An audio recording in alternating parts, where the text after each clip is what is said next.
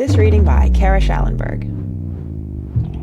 The Adventures of Sherlock Holmes by Sir Arthur Conan Doyle. Adventure number 2. The Red-Headed League. I had called upon my friend, Mr. Sherlock Holmes, one day in the autumn of last year, and found him in deep conversation with a very stout, florid-faced, elderly gentleman with fiery red hair. With an apology for my intrusion, I was about to withdraw when Holmes pulled me abruptly into the room and closed the door behind me. "You could not possibly have come at a better time, my dear Watson," he said cordially. "I was afraid that you were engaged." "So I am, very much so." "Then I can wait in the next room." "Not at all. This gentleman, Mr. Wilson, has been my partner and helper in many of my most successful cases, and I have no doubt that he will be of the utmost use to me in yours also." The stout gentleman half rose from his chair and gave a bob of greeting, with a quick little questioning glance from his small, fat, encircled eyes. "Try the settee," said Holmes, relapsing into his armchair and putting his fingertips together, as was his custom when in judicial moods. "I know, my dear Watson, that you share my love of all that is bizarre and outside the conventions and humdrum routine of everyday life. You have shown your relish for it by the enthusiasm which has prompted you to chronicle, and, if you will excuse my saying so, somewhat to embellish so many of my own little adventures. Your cases have indeed been of the greatest interest to me," I observed. "You will remember that I remarked the other day, just before we went into the very simple problem presented by Miss Mary Sutherland, that for strange effects and extraordinary combinations we must go to life itself, which is always far more daring than any effort of the imagination." A proposition which I took the liberty of doubting. "You did, Doctor, but none the less you must come round to my view, for otherwise I shall keep on piling fact upon fact on you, until your reason breaks down under them and acknowledges me to be right. Now, Mr. Jabez Wilson here has been good enough to call upon me this morning, and to begin a narrative which promises to be one of the most singular which I have listened to for some time. You have heard me remark that the strangest and most unique things are very often connected not with the larger but with the smaller crimes, and occasionally, indeed, where there is room for doubt whether any positive crime has been committed. As far as I have heard, it is impossible for me to say whether the present case is an instance of crime or not, but the course of events is certainly among the most singular that I have ever listened to. Perhaps, Mr. Wilson, you would have the great kindness to recommence your narrative. I ask you not merely because my friend Dr. Watson has not heard the opening part, but also because the peculiar nature of the story makes me anxious to have every possible detail from your lips. As a rule, when I have heard some slight indication in the course of events, I am able to guide myself by the thousands of other similar cases which occur to my memory. In the present instance, I am forced to admit that the facts are, to the best of my belief, unique." The portly client puffed out his chest with an appearance of some little pride, and pulled a dirty and wrinkled newspaper from the inside pocket of his greatcoat. As he glanced down the advertisement column, with his head thrust forward and the paper flattened out upon his knee, I took a good look at the man, and endeavored, after the fashion of my companion, to read the indications which might be presented by his dress or appearance. I did not gain very much, however, by my inspection. Our visitor bore every mark of being an average, commonplace British tradesman, obese, pompous, and slow. He wore rather baggy grey shepherd's check trousers, a not over-clean black frock-coat, unbuttoned in the front, and a drab waistcoat with a heavy brassy Albert chain, and a square pierced bit of metal dangling down as an ornament. A frayed top hat and a faded brown overcoat with a wrinkled velvet collar lay upon a chair beside him. Altogether, look as I would, there was nothing remarkable about the man save his blazing red head, and the expression of extreme chagrin, and discontent upon his features. Sherlock Holmes's quick eye took in my occupation, and he shook his head with a smile as he noticed my questioning glances. Beyond the obvious facts that he has at some time done manual labor, that he takes snuff, that he is a Freemason, that he has been in China, and that he has done a considerable amount of writing lately, I can deduce nothing else. Mr. Jabez Wilson started up in his chair, with his forefinger upon the paper, but his eyes upon my companion. "How, in the name of good fortune, did you know all that, Mr. Holmes?" he asked. "How did you know, for example, that I did manual labor? It's as true as gospel, for I began as a ship's carpenter." "Your hands, my dear sir. Your right hand is quite a size larger than your left. You have worked with it, and the muscles are more developed." "Well, the snuff, then, and the Freemasonry." "I won't insult your intelligence by telling you how I read that, especially as, rather against the strict rules of your order, you use an arc and compass breastpin." "Ah, of course, I forgot that. But the writing?" "What else can be indicated by that right cuff, so very shiny for 5 inches, and the left one with the smooth patch near the elbow where you rested upon the desk?" "Well, but China?" "The fish that you have tattooed immediately above your right wrist could only have been done in China. I have made a small study of tattoo marks, and have even contributed to the literature of the subject. That trick of staining the fish's scales of a delicate pink is quite peculiar to China. When, in addition, I see a Chinese coin hanging from your watch-chain, the matter becomes even more simple." Mr. Jabez Wilson laughed heavily. "Well, I never," said he. "I thought at first that you had done something clever, but I see that there was nothing in it after all." "I begin to think, Watson," said Holmes, "that I make a mistake in explaining. Omne ignotum pro magnifico, you know, and my poor little reputation, such as it is, will suffer shipwreck if I am so candid. Can you not find the advertisement, Mr. Wilson?" "Yes, I have got it now," he answered, with his thick red finger planted halfway down the column. "Here it is. This is what began it all. You just read it for yourself, sir." I took the paper from him and read as follows: "To the Red-Headed League. On account of the bequest of the late Ezekiah Hopkins, of Lebanon, Pennsylvania, USA, there is now another vacancy open which entitles a member of the League to a salary of £4 a week for purely nominal services.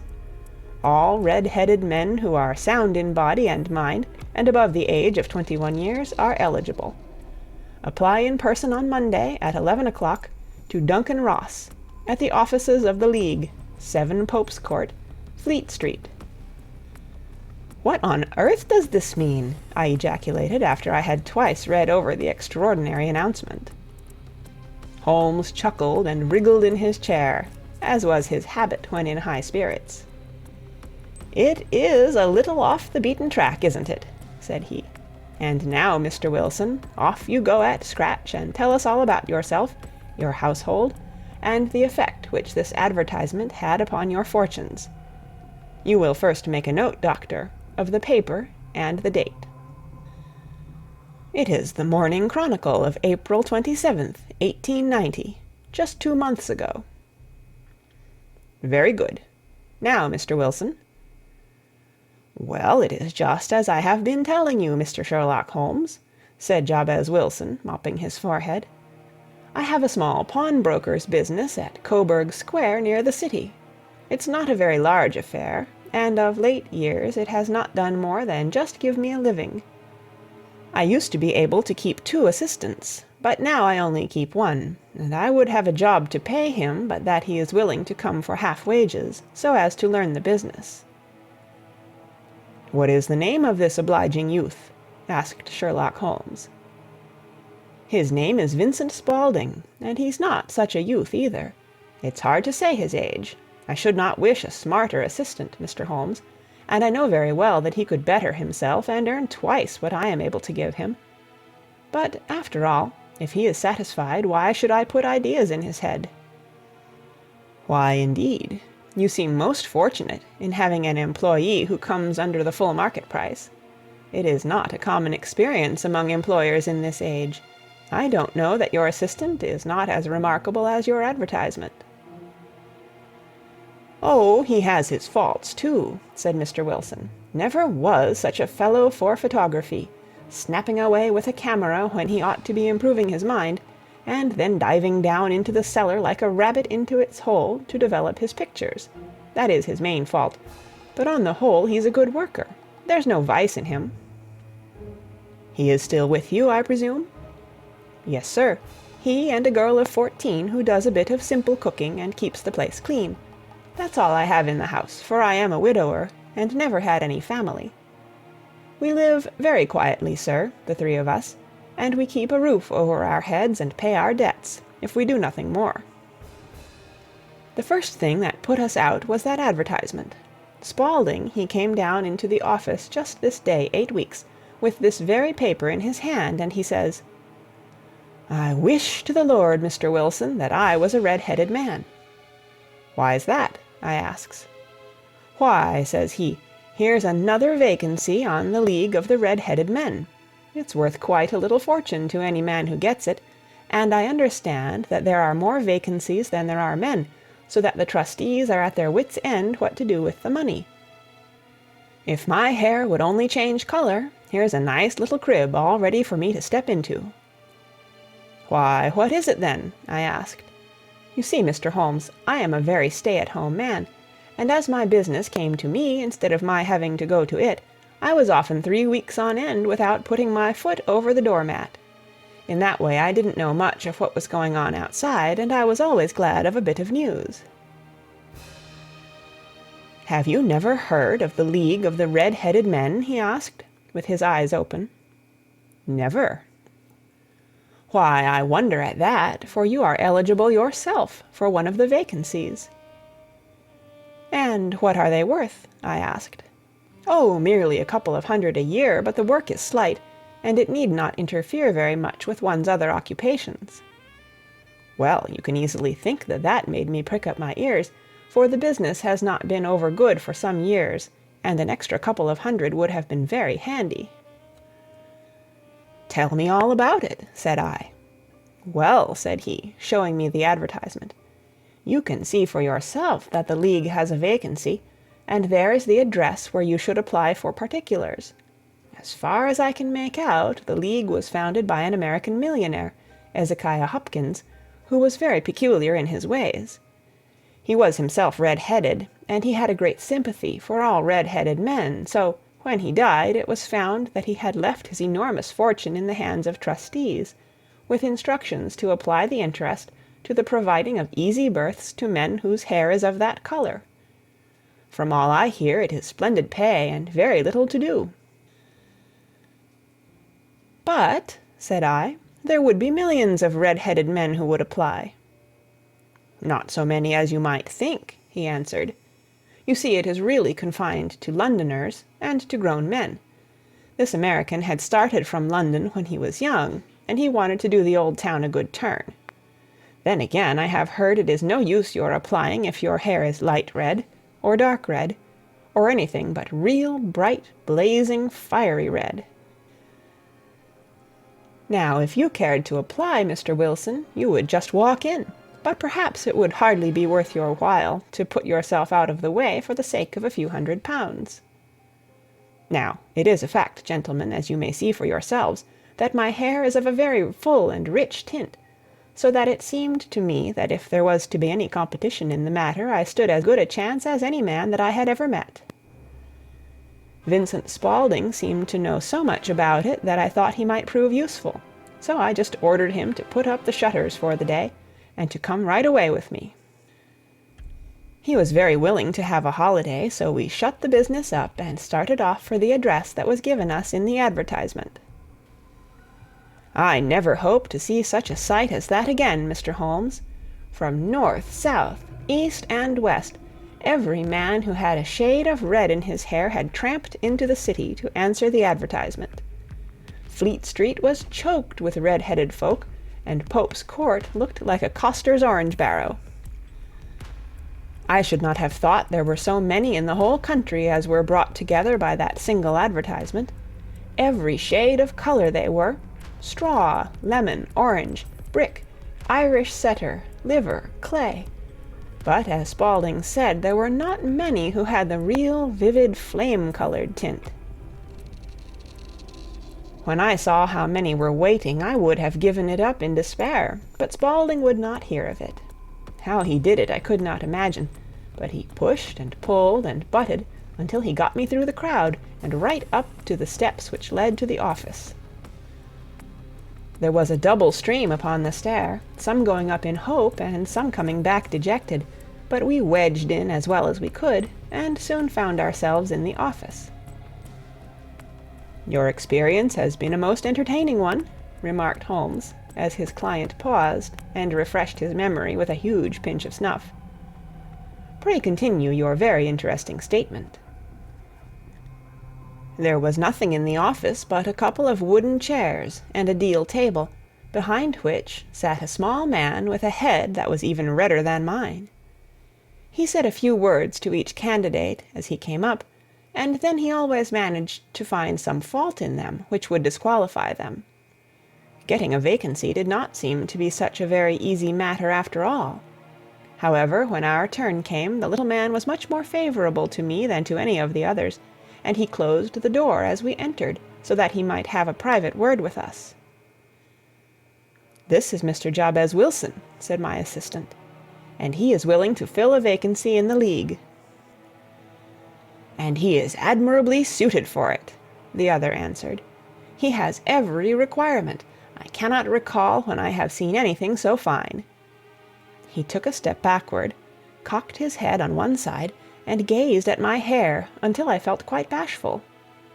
Then suddenly he plunged forward, wrung my hand, and congratulated me warmly on my success. "It would be injustice to hesitate," said he. "You will, however, I am sure, excuse me for taking an obvious precaution."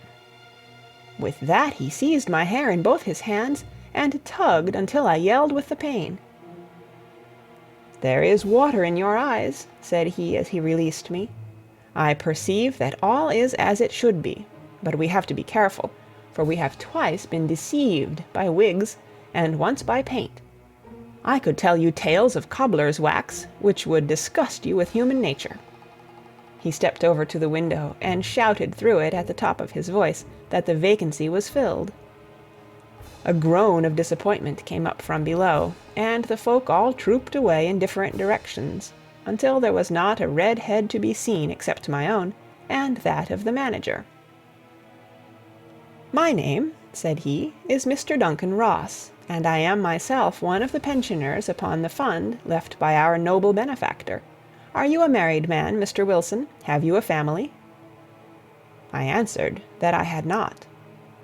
His face fell immediately. "Dear me," he said gravely, "that is very serious indeed. I am sorry to hear you say that.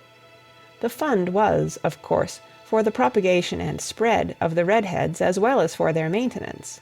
It is exceedingly unfortunate that you should be a bachelor." My face lengthened at this, Mr. Holmes, for I thought that I was not to have the vacancy after all, but after thinking it over for a few minutes, he said that it would be all right.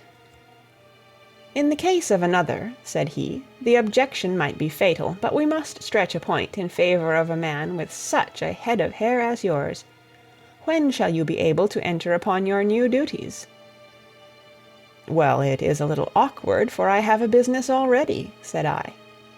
"Oh, never mind about that, Mr. Wilson," said Vincent Spaulding. "I should be able to look after that for you." "What would be the hours?" I asked. 10 to 2. Now, a pawnbroker's business is mostly done of an evening, Mr. Holmes, especially Thursday and Friday evening, which is just before payday, so it would suit me very well to earn a little in the mornings. Besides, I knew that my assistant was a good man, and that he would see to anything that turned up. "That would suit me very well," said I. "And the pay?" "Is £4 a week." "And the work?" "Is purely nominal." "What do you call purely nominal?" "Well, you have to be in the office, or at least in the building, the whole time. If you leave, you forfeit your whole position forever. The will is very clear upon that point. You don't comply with the conditions if you budge from the office during that time." "It's only 4 hours a day, and I should not think of leaving," said I. "No excuse will avail," said Mr. Duncan Ross. "Neither sickness, nor business, nor anything else. There you must stay, or you lose your billet."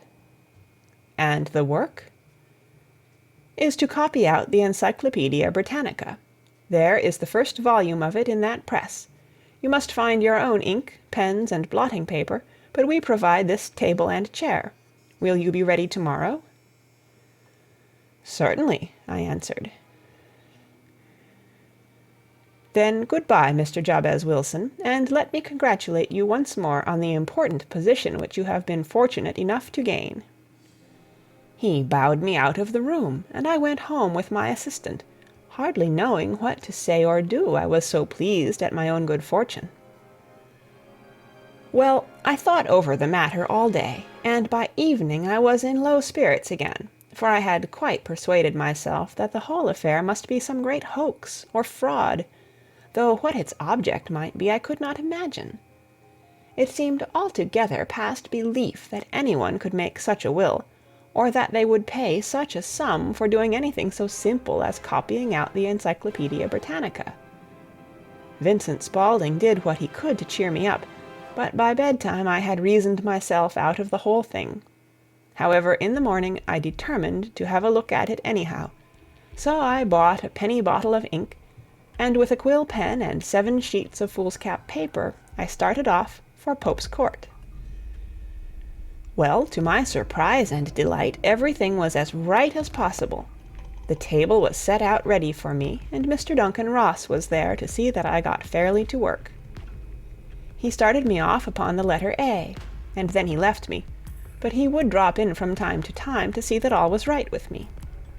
At 2 o'clock he bade me good day, complimented me upon the amount that I had written, and locked the door of the office after me. This went on day after day, Mr. Holmes, and on Saturday the manager came in and planked down 4 golden sovereigns for my week's work. It was the same next week, and the same the week after. Every morning I was there at 10, and every afternoon I left at 2. By degrees Mr. Duncan Ross took to coming in only once of a morning, and then after a time he did not come in at all.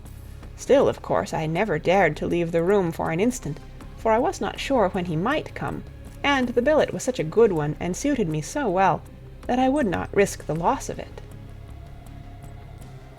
8 weeks passed away like this, and I had written about abbots, and archery, and armor, and architecture, and Attica, and hoped with diligence that I might get on to the bees before very long. It cost me something in foolscap, and I had pretty nearly filled a shelf with my writings. And then suddenly the whole business came to an end. To an end? Yes, sir, and no later than this morning. I went to my work as usual at 10 o'clock, but the door was shut and locked, with a little square of cardboard hammered on to the middle of the panel with a tack. Here it is, and you can read for yourself. He held up a piece of white cardboard about the size of a sheet of notepaper. It read in this fashion: "The Red-Headed League is dissolved. October 9, 1890.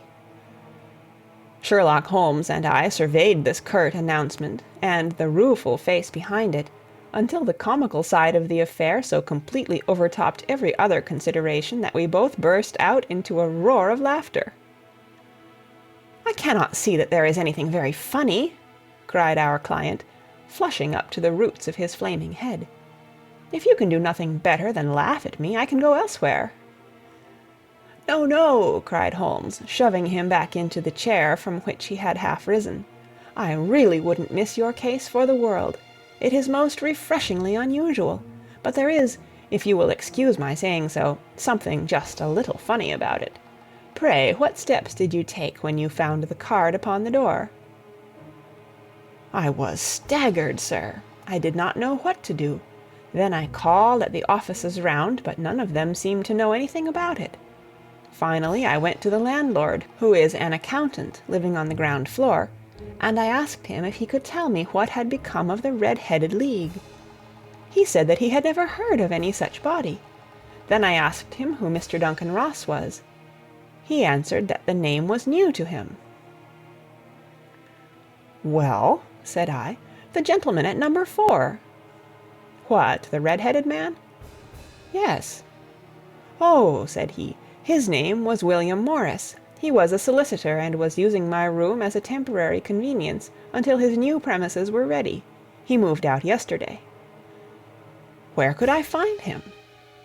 "Oh, at his new offices. He did tell me the address. Yes, 17 King Edward Street, near St. Paul's."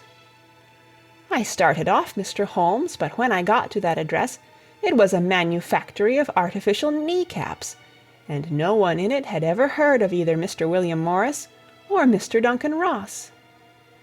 "And what did you do then?" asked Holmes. "I went home to Saxe-Coburg Square, and I took the advice of my assistant. But he could not help me in any way. He could only say that if I waited I should hear by post. But that was not quite good enough, Mr. Holmes. I did not wish to lose such a place without a struggle, so, as I had heard that you were good enough to give advice to poor folk who were in need of it, I came right away to you." "And you did very wisely," said Holmes. "Your case is an exceedingly remarkable one, and I shall be happy to look into it. From what you have told me, I think that it is possible that graver issues hang from it than might at first sight appear." "Grave enough," said Mr. Jabez Wilson. "Why, I have lost £4 a week." "As far as you are personally concerned," remarked Holmes, "I do not see that you have any grievance against this extraordinary league. On the contrary, you are, as I understand, richer by some £30, to say nothing of the minute knowledge which you have gained on every subject which comes under the letter A. You have lost nothing by them." "No, sir, but I want to find out about them and who they are and what their object was in playing this prank, if it was a prank, upon me. It was a pretty expensive joke for them, for it cost them £32. "We shall endeavour to clear up these points for you. And first, one or two questions, Mr. Wilson. This assistant of yours who first called your attention to the advertisement, how long had he been with you?" "About a month, then." "How did he come?" "In answer to an advertisement." "Was he the only applicant?" "No, I had a dozen." "Why did you pick him?" "Because he was handy and would come cheap." "At half wages, in fact?" "Yes." "What is he like, this Vincent Spaulding?" "Small, stout-built, very quick in his ways, no hair on his face, though he's not short of 30, has a white splash of acid upon his forehead." Holmes sat up in his chair in considerable excitement. "I thought as much," said he. "Have you ever observed that his ears are pierced for earrings?" "Yes, sir. He told me that a gypsy had done it for him when he was a lad." "Hum," said Holmes, sinking back in deep thought. "He is still with you?" "Oh, yes, sir. I have only just left him." "And has your business been attended to in your absence?" "Nothing to complain of, sir. There's never very much to do of a morning." "That will do, Mr. Wilson. I shall be happy to give you an opinion upon the subject in the course of a day or two. Today is Saturday, and I hope that by Monday we may come to a conclusion." "Well, Watson," said Holmes, when our visitor had left us, "what do you make of it all?" "I make nothing of it," I answered frankly. "It is a most mysterious business." "As a rule," said Holmes, "the more bizarre a thing is, the less mysterious it proves to be. It is your commonplace, featureless crimes which are really puzzling, just as a commonplace face is the most difficult to identify. But I must be prompt over this matter." "What are you going to do, then?" I asked. "To smoke," he answered. "It is quite a three-pipe problem, and I beg that you won't speak to me for 50 minutes." He curled himself up in his chair, with his thin knees drawn up to his hawk-like nose, and there he sat with his eyes closed, and his black clay pipe thrusting out like the bill of some strange bird. I had come to the conclusion that he had dropped asleep, and indeed was nodding myself, when he suddenly sprang out of his chair with the gesture of a man who has made up his mind, and put his pipe down upon the mantelpiece. "Sarasate plays at the St. James Hall this afternoon," he remarked. "What do you think, Watson? Could your patients spare you for a few hours?" "I have nothing to do today. My practice is never very absorbing." "Then put on your hat and come. I am going through the city first, and we can have some lunch on the way. I observe that there is a good deal of German music on the programme, which is rather more to my taste than Italian or French. It is introspective, and I want to introspect. Come along." We travelled by the Underground as far as Aldersgate, and a short walk took us to Saxe-Coburg Square, the scene of the singular story which we had listened to in the morning. It was a poky, little, shabby-genteel place, where 4 lines of dingy 2-storied brick houses looked out into a small, railed-in enclosure, where a lawn of weedy grass and a few clumps of faded laurel bushes made a hard fight against a smoke-laden and uncongenial atmosphere. 3 gilt balls and a brown board with "Jabez Wilson" in white letters upon a corner house announced the place where our red-headed client carried on his business. Sherlock Holmes stepped in front of it with his head on one side, and looked it all over, with his eyes shining brightly between puckered lids. Then he walked slowly up the street, and then down again to the corner, still looking keenly at the houses. Finally he returned to the pawnbroker's, and, having thumped vigorously upon the pavement with his stick 2 or 3 times, he went up to the door and knocked. It was instantly opened by a bright-looking, clean-shaven young fellow, who asked him to step in. "Thank you," said Holmes. "I only wished to ask you how you would go from here to the Strand." "3rd right, 4th left," answered the assistant promptly, closing the door. "Smart fellow, that," observed Holmes as we walked away. "He is, in my judgment, the 4th smartest man in London, and for daring I am not sure that he has not a claim to be 3rd. I have known something of him before." "Evidently," said I, "Mr. Wilson's assistant counts for a good deal in this mystery of the Red-Headed League. I am sure that you inquired your way merely in order that you might see him." "Not him." "What then?" "The knees of his trousers." "And what did you see?" "What I expected to see." "Why did you beat the pavement?" "My dear doctor, this is a time for observation, not for talk. We are spies in an enemy's country. We know something of Saxe-Coburg Square. Let us now explore the parts which lie behind it." The road in which we found ourselves as we turned round the corner from the retired Saxe-Coburg Square presented as great a contrast to it as the front of a picture does to the back. It was one of the main arteries which conveyed the traffic of the city to the north and west. The roadway was blocked with the immense stream of commerce flowing in a double tide inward and outward, while the footpaths were black with the hurrying swarm of pedestrians. It was difficult to realize, as we looked at the line of fine shops and stately business premises, that they really abutted on the other side upon the faded and stagnant square which we had just quitted. "Let me see," said Holmes, standing at the corner and glancing along the line. "I should like just to remember the order of the houses here. It is a hobby of mine to have an exact knowledge of London.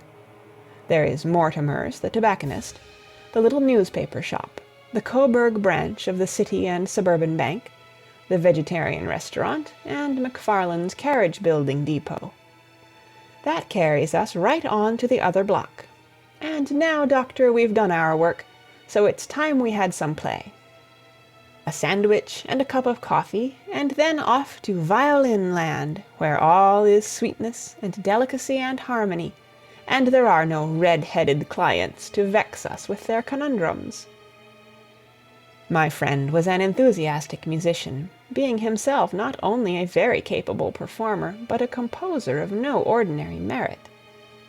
All the afternoon he sat in the stalls, wrapped in the most perfect happiness, gently waving his long, thin fingers in time to the music, while his gently smiling face and his languid, dreamy eyes were as unlike those of Holmes the sleuth-hound, Holmes the relentless, keen-witted, ready-handed criminal agent, as it was possible to conceive.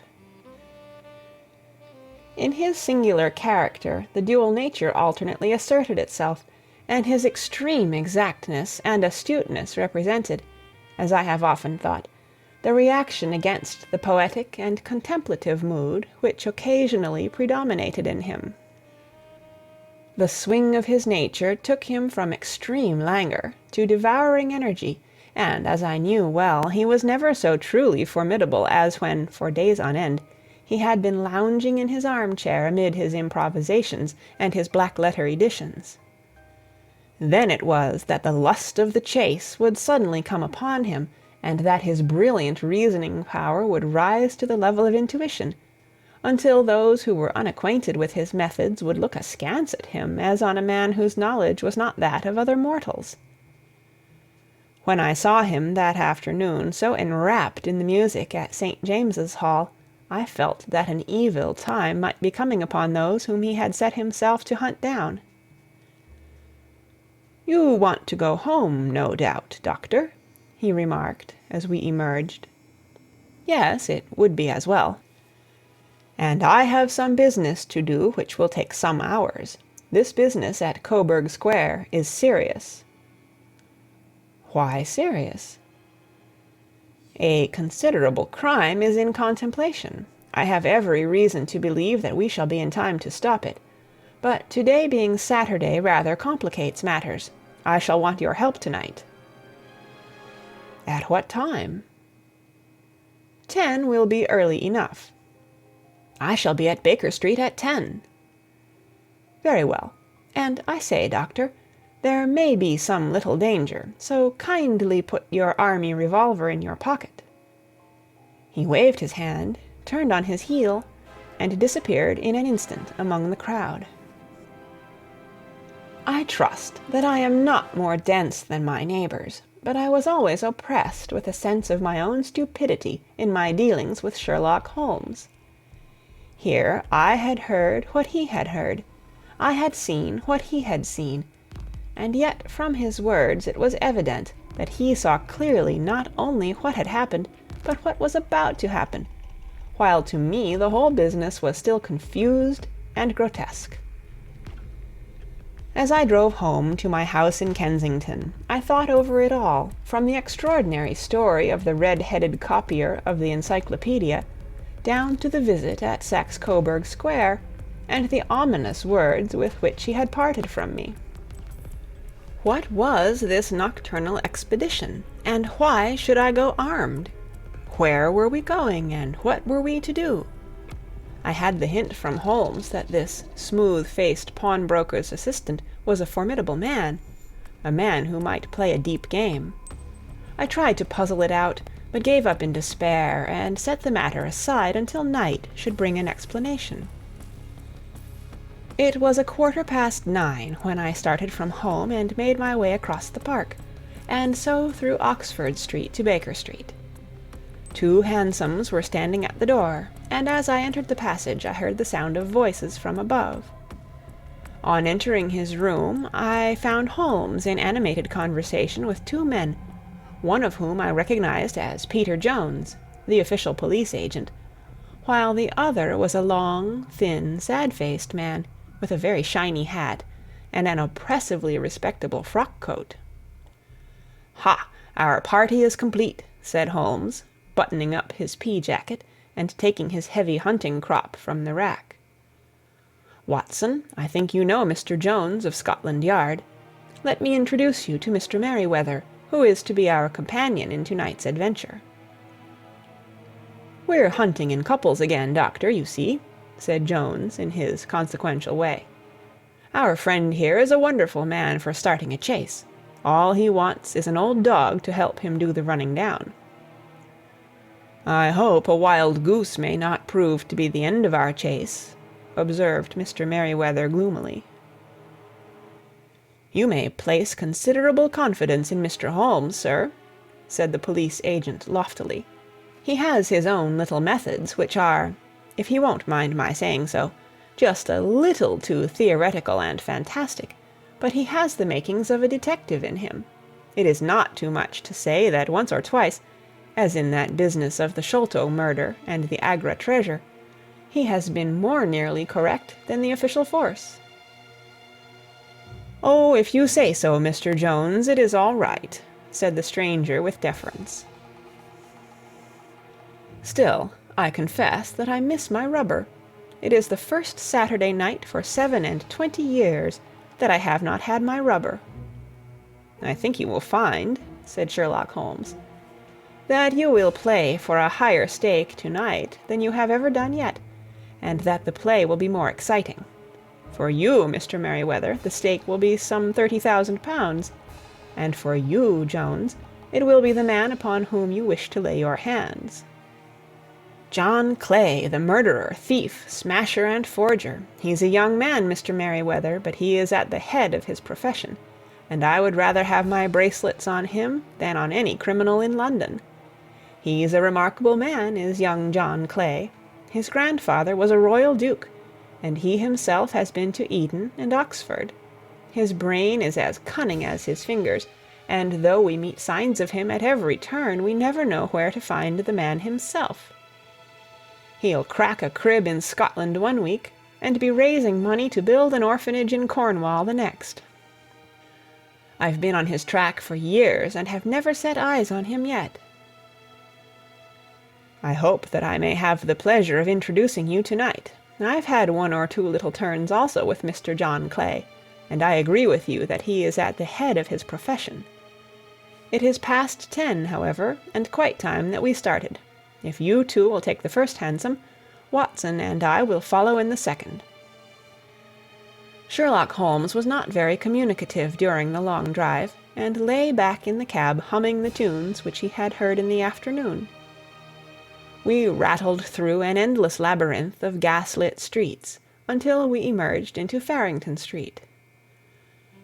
"We are close there now," my friend remarked. "This fellow Merryweather is a bank director, and personally interested in the matter. I thought it as well to have Jones with us also. He is not a bad fellow, though an absolute imbecile in his profession. He has one positive virtue. He is as brave as a bulldog, and as tenacious as a lobster if he gets his claws upon anyone. Here we are, and they are waiting for us." We had reached the same crowded thoroughfare in which we had found ourselves in the morning. Our cabs were dismissed, and, following the guidance of Mr. Merryweather, we passed down a narrow passage and through a side door, which he opened for us. Within there was a small corridor, which ended in a very massive iron grate. This also was opened, and led down a flight of winding stone steps, which terminated at another formidable gate. Mr. Merryweather stopped to light a lantern, and then conducted us down a dark, earth-smelling passage, and so, after opening a third door, into a huge vault or cellar, which was piled all round with crates and massive boxes. "You are not very vulnerable from above," Holmes remarked as he held up the lantern and gazed about him. "Nor from below," said Mr. Merryweather, striking his stick upon the flags which lined the floor. "Why, dear me, it sounds quite hollow," he remarked, looking up in surprise. "I must really ask you to be a little more quiet," said Holmes severely. "You have already imperiled the whole success of our expedition. Might I beg that you would have the goodness to sit down upon one of those boxes, and not to interfere?" The solemn Mr. Merryweather perched himself upon a crate, with a very injured expression upon his face, while Holmes fell upon his knees upon the floor, and, with the lantern and a magnifying lens, began to examine minutely the cracks between the stones. A few seconds sufficed to satisfy him, for he sprang to his feet again, and put his glass in his pocket. "We have at least an hour before us," he remarked, "for they can hardly take any steps until the good pawnbroker is safely in bed. Then they will not lose a minute, for the sooner they do their work, the longer time they will have for their escape.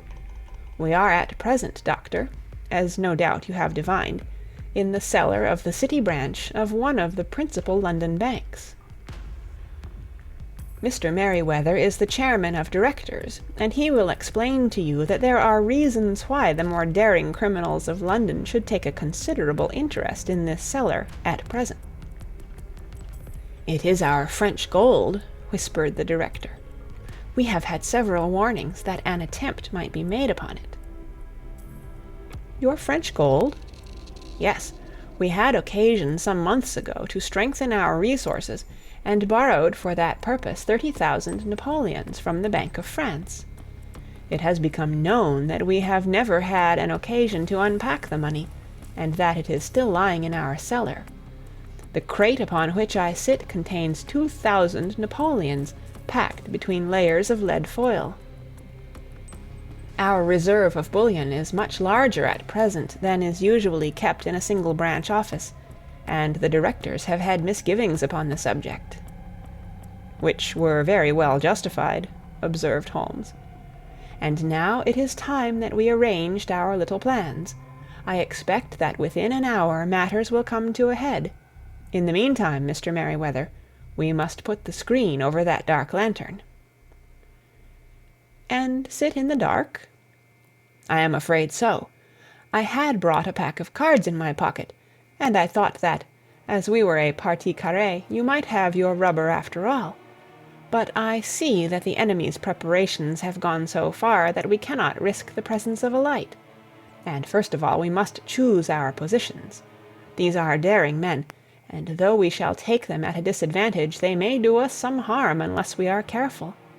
I shall stand behind this crate, and do you conceal yourselves behind those. Then, when I flash a light upon them, close in swiftly. If they fire, Watson, have no compunction about shooting them down."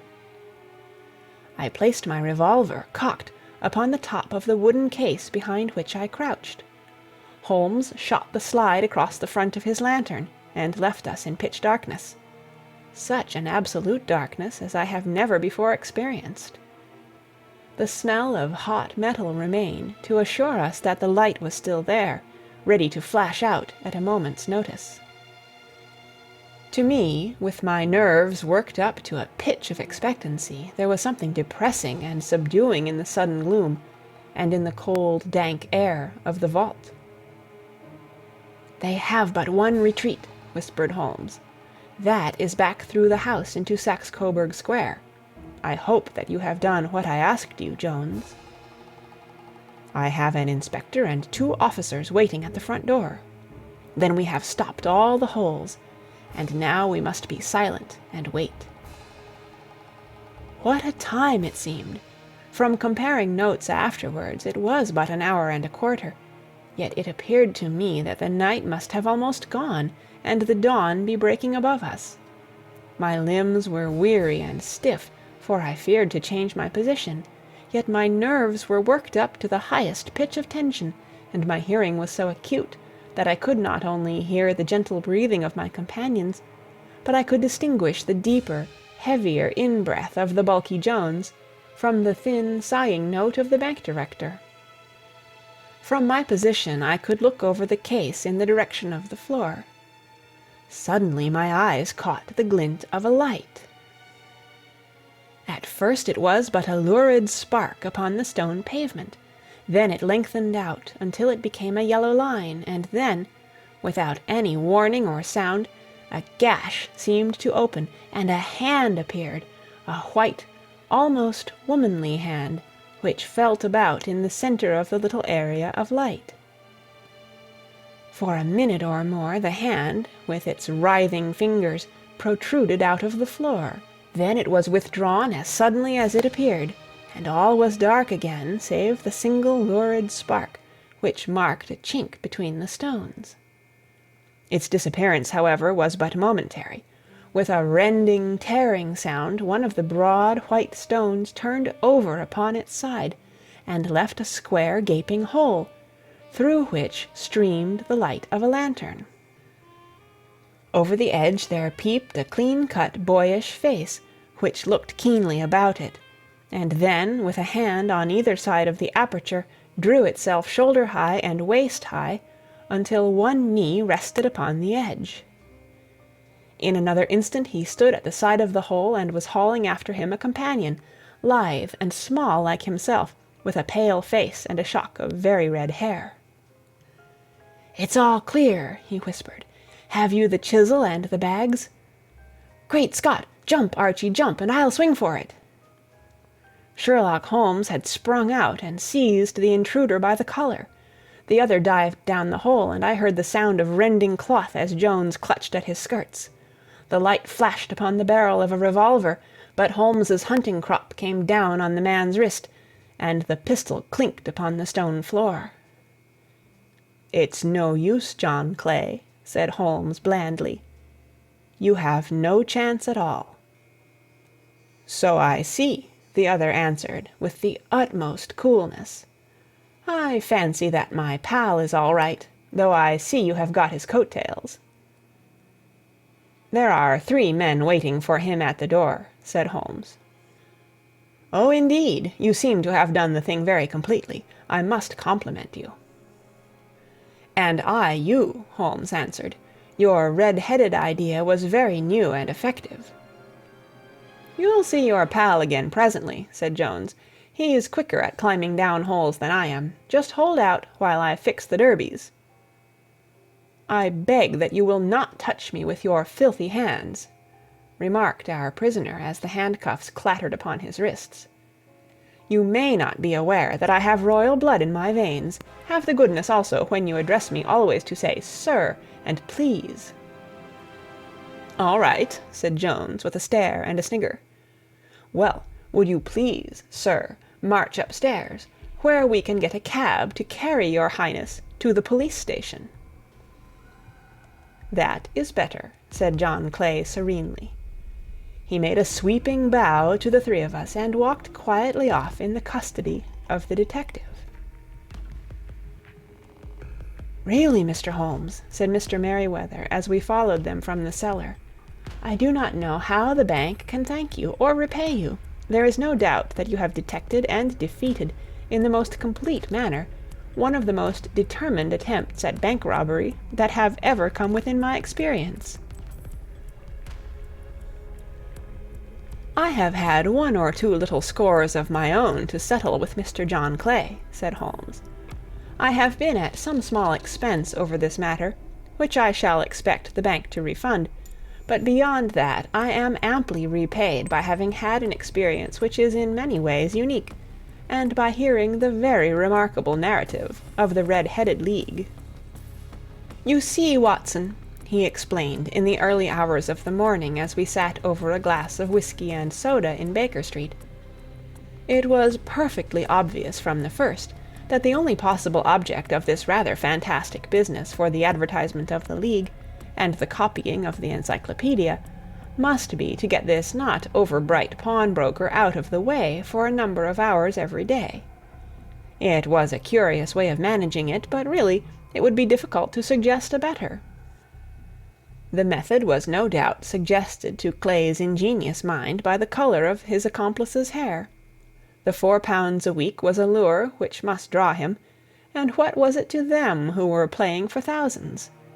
They put in the advertisement, one rogue has the temporary office, the other rogue incites the man to apply for it, and together they managed to secure his absence every morning in the week. From the time that I heard of the assistant having come for half wages, it was obvious to me that he had some strong motive for securing the situation. But how could you guess what the motive was? Had there been a woman in the house, I should have suspected a mere vulgar intrigue. That, however, was out of the question. The man's business was a small one, and there was nothing in his house which could account for such elaborate preparations and such an expenditure as they were at. It must, then, be something out of the house. What could it be? I thought of the assistant's fondness for photography, and his trick of vanishing into the cellar. The cellar! There was the end of this tangled clue. Then I made inquiries as to this mysterious assistant, and found that I had to deal with one of the coolest and most daring criminals in London. He was doing something in the cellar, something which took many hours a day for months on end. What could it be, once more? I could think of nothing save that he was running a tunnel to some other building. So far I had got when we went to visit the scene of action. I surprised you by beating upon the pavement with my stick. I was ascertaining whether the cellar stretched out in front or behind. It was not in front. Then I rang the bell, and as I hoped, the assistant answered it. We have had some skirmishes, but we had never set eyes upon each other before. I hardly looked at his face. His knees were what I wished to see. You must yourself have remarked how worn, wrinkled, and stained they were. They spoke of those hours of burrowing. The only remaining point was what they were burrowing for. I walked round the corner, saw the City and Suburban Bank abutted on our friend's premises, and felt that I had solved my problem. When you drove home after the concert, I called upon Scotland Yard and upon the chairman of the bank directors, with the result that you have seen. And how could you tell that they would make their attempt tonight? I asked. Well, when they closed their League offices, that was a sign that they cared no longer about Mr. Jabez Wilson's presence. In other words, that they had completed their tunnel. But it was essential that they should use it soon, as it might be discovered, or the bullion might be removed. Saturday would suit them better than any other day, as it would give them 2 days for their escape. For all these reasons I expected them to come tonight. You reasoned it out beautifully, I exclaimed in unfeigned admiration. It is so long a chain, and yet every link rings true. It saved me from ennui, he answered, yawning. Alas, I already feel it closing in upon me. My life is spent in one long effort to escape from the commonplaces of existence. These little problems help me to do so. And you are a benefactor of the race, said I. He shrugged his shoulders. Well, perhaps after all it is of some little use, he remarked.